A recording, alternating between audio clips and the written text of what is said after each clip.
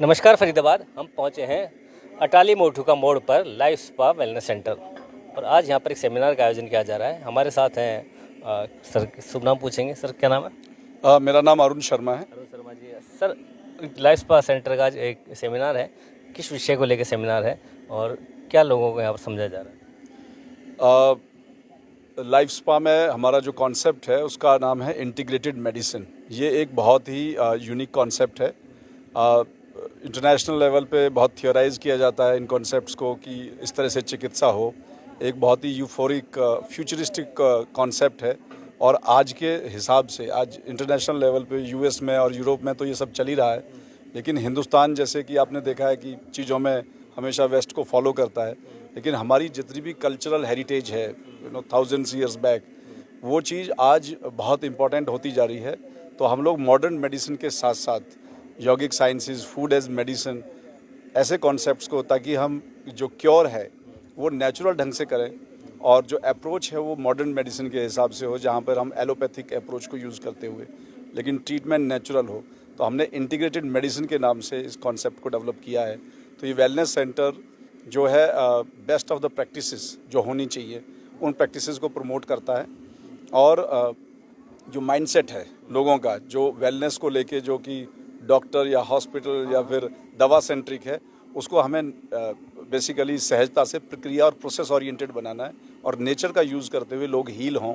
और आज हम देख रहे हैं कि इसकी ज़रूरत भी है और वेलनेस सेंटर जो है इस तरह की अवेयरनेस समाज में लेके आ रहा है कि लोग इसका उपयोग करें और अपने जीवन में स्वास्थ्य का लाभ उठाएं। शहर से इतनी दूर आपने ये सेंटर खोला है, तो क्या यहाँ पर लोग, किस तरह के लोगों की आवाजाही है और क्या क्या यहाँ पर ट्रीटमेंट लोगों को दिया जाता है? देखिए, शहर से दूर खोलने का जो बेसिक पर्पस था वो ये था कि नेचर से नज़दीक रहे। एनवायरनमेंट जो है सबसे इम्पॉर्टेंट चीज़ है। किसी भी चीज़ में अगर आप देखें तो एक फील आना, फील फैक्टर जो है सबसे इम्पॉर्टेंट चीज़ है। अगर आपके अंदर फील नहीं है तो आप हील नहीं हो सकते। तो सबसे पहले फील होना है। तो एनवायरनमेंट जो है वो आपको फील कराता है कि now you have come in the lap of nature, ठीक है ना। अब इसके बाद प्रोसेस स्टार्ट होता है।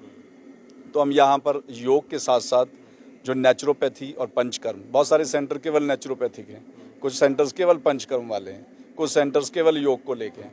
लेकिन फैक्ट ये है कि आपकी बॉडी को सब कुछ चाहिए और आपका रोग क्या है, आपकी प्रकृति क्या है, इसकी समझ लोगों में नहीं है। तो हमने जो होलिस्टिक सेंटर बनाया है, तो इसमें जितने भी हमारी प्राकृतिक चिकित्सा की पद्धतियाँ हैं, चाहे वो इंटरनेशनल हैं, नेशनल हैं, यहाँ पर उन सबको हमने यहाँ पर समागम किया है ताकि पेशेंट की ज़रूरत के हिसाब से उस पर वो थेरेपी अप्लाई की जाए जिससे उसकी हीलिंग फास्ट हो, एक्सेलरेट हो।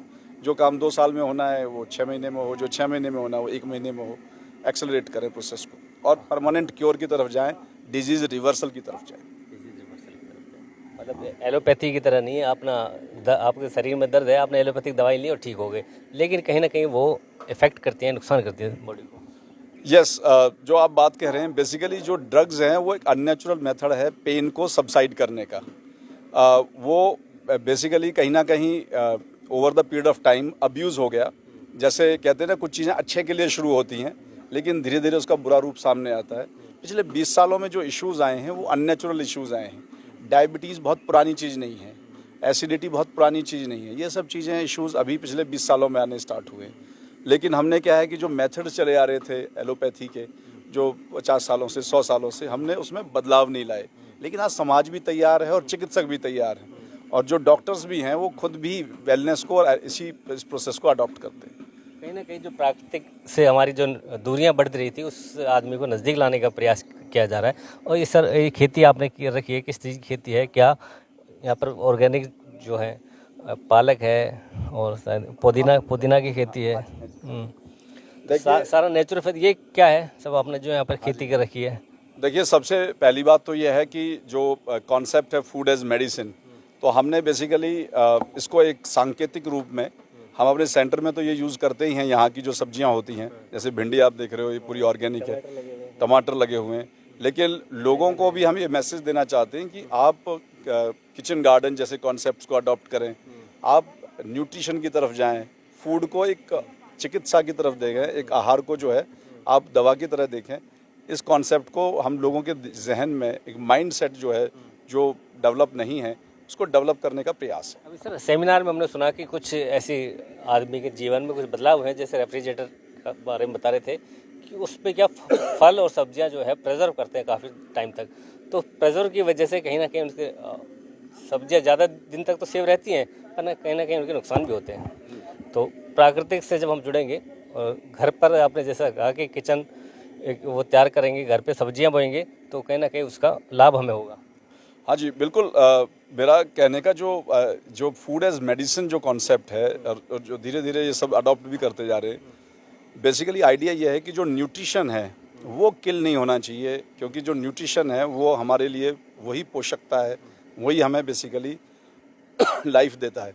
लेकिन अगर हम न्यूट्रिशन को लॉन्ग प्रोसेस के माध्यम से या रेफ्रिजरेटर के माध्यम से उसको किल कर देते हैं, तो हमारे बॉडी में पेट भर रहा है लेकिन न्यूट्रिशन नहीं जा रहा, और धीरे धीरे जो माल न्यूट्रिशन है, जो डेफिशिएंसीज हैं, वो धीरे धीरे हमें रोग की तरफ धकेल देती है। ये सर क्या है, ये बना हुआ है?